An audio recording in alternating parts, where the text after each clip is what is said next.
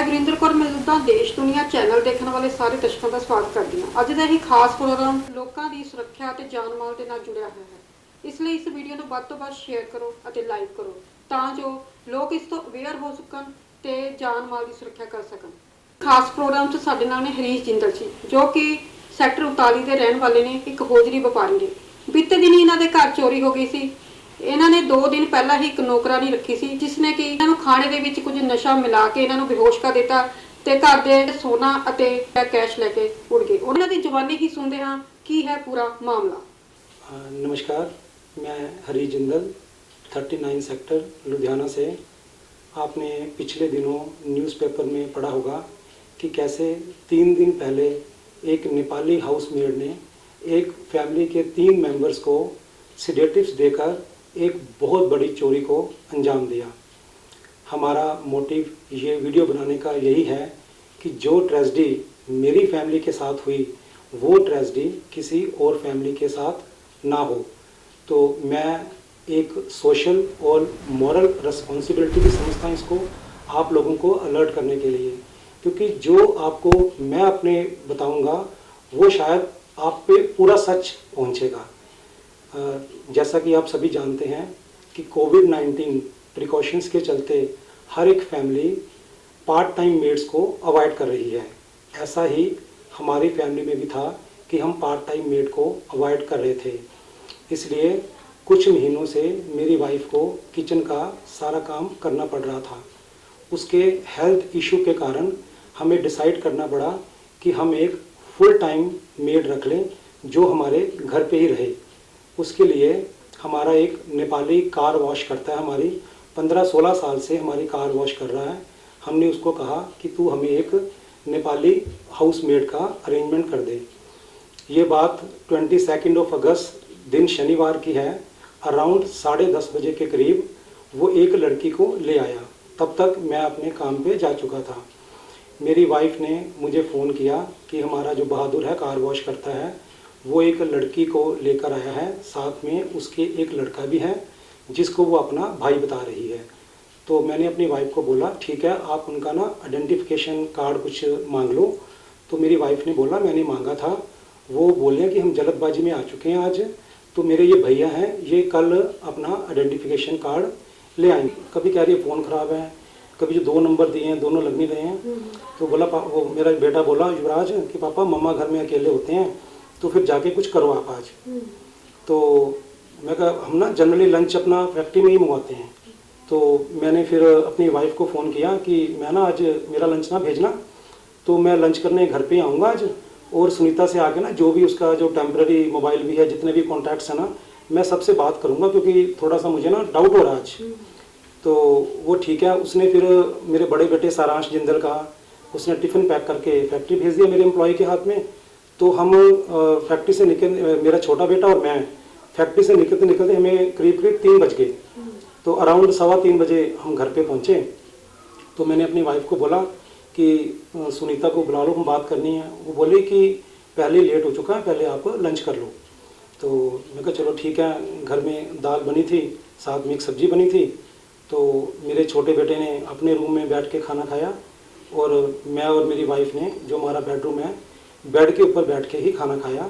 सुनीता जो हमारी मेड थी वो पहले ही कह चुकी थी कि दाल खाने से मुझे बहुत एलर्जी है, मेरा पेट खराब हो जाता है। उसने किसी और सब्जी के साथ बाहर बैठ के खाना खाया। कुछ ही देर के बाद मेरी वाइफ बोली कि मुझे ना नींद आ रही है। मैंने उसको बोला मैंने फैक्ट्री जाना है। तो वो बोले बस ना सुनीता से पहले बात कर लें। बोले नहीं मुझे बस, वो बात करती करती सो गई। तो मेरे फ़ोन कॉल्स आ रहे थे तो मैंने सोचा अपनी वाइफ को डिस्टर्ब ना करूं, तो मैं अपने कमरे के बाहर चला गया लॉबी में। तो साथ वाले कमरे में मैंने देखा कि वहाँ मेरा बेटा भी सो रहा है। एक्चुअली मैं इस बात से बेखबर था कि वो दोनों सो नहीं रहे, वो दोनों बेहोश हुए हैं सेडेटिव्स के कारण। तो लेकिन मेरे ऊपर अभी उसका इतना इफेक्ट नहीं हुआ था। तो मैं जाके बाहर अपने डाइनिंग टेबल पे मैंने कुछ अकाउंट्स वर्क करना था अपने कस्टमर्स का। मैं कहा चलो जब तक मेरी वाइफ नहीं उठती मैं इतने में अपना कुछ अकाउंट वर्क कर लेता हूँ। तो कुछ टाइम के बाद ना मेरे सर पे कुछ भारीपन सा महसूस हुआ। मुझे लगा कि शायद ना पेपर वर्क के कारण मुझे कुछ एक्सर्शन हो रही है। तो मैंने सुनीता को बोला, अपनी मेड को, मैं कहा बेटा ऐसे कर, तू एक कप ना मेरे लिए चाय बना दे। कहती अंकल मैं चाय में अदरक डाल दूँ? मैं कहा बेटा हाँ डाल दे। अभी वो मासूम चेहरा, वो ये सोच रहा था कि 2 लोग तो मैं बेहोश कर चुकी हूँ, ये बंदा बेहोश क्यों नहीं हो पा रहा। तो उसने वो चाय में, जो मेरी चाय बनाई, उसने जो उसके पास बची खुशी नशीली दवाएं थी वो सारी की सारी मेरी चाय में डाल दी। तो चाय कड़वी थी, तो मुझे लगा कि शायद अदरक ज़्यादा डल गया है। बस मुझे इतना ही याद है कि चाय कड़वी थी।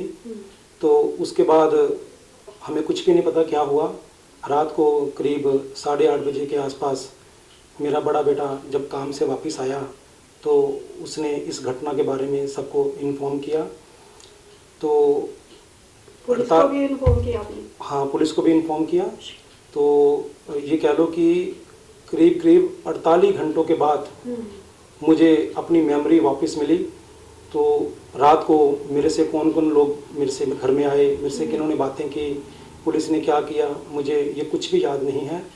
मैं एक स्पोर्ट्स पर्सन हूँ, शायद इसलिए मैं उस सेडेटिव्स को बर्दाश्त कर पाया।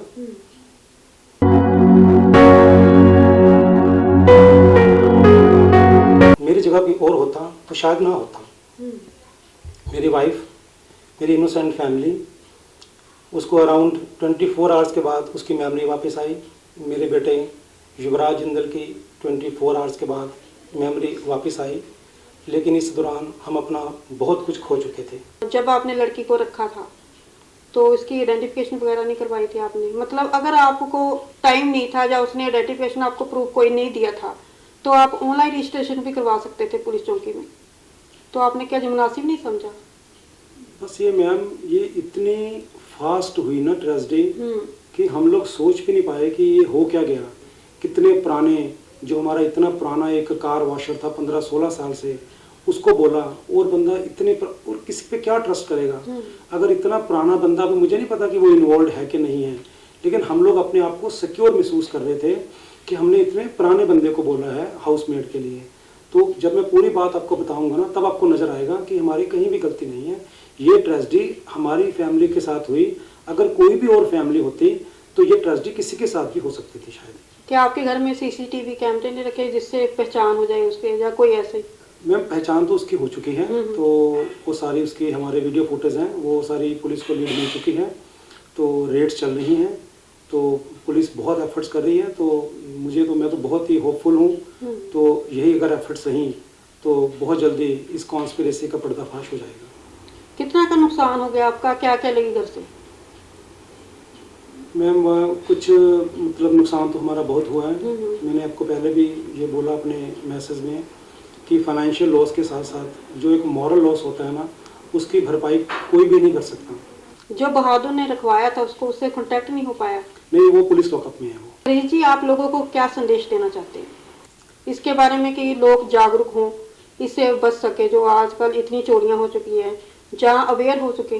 मेरी लोगों से यही अपील है कि हमारी जो फैमिली है बहुत ही एक प्रिकॉशन लेने वाली फैमिली है कि अगर हमारे साथ इतनी बड़ी ट्रेजेडी हो गई और इतने कम समय में, तो मैं समझता हूँ कि कोई भी फैमिली महफूज नहीं है। इसलिए हमने तो उसको 2 दिन का जो टाइम दिया अपना आइडेंटिफिकेशन लाने के लिए, शायद हमारी वही भूल थी।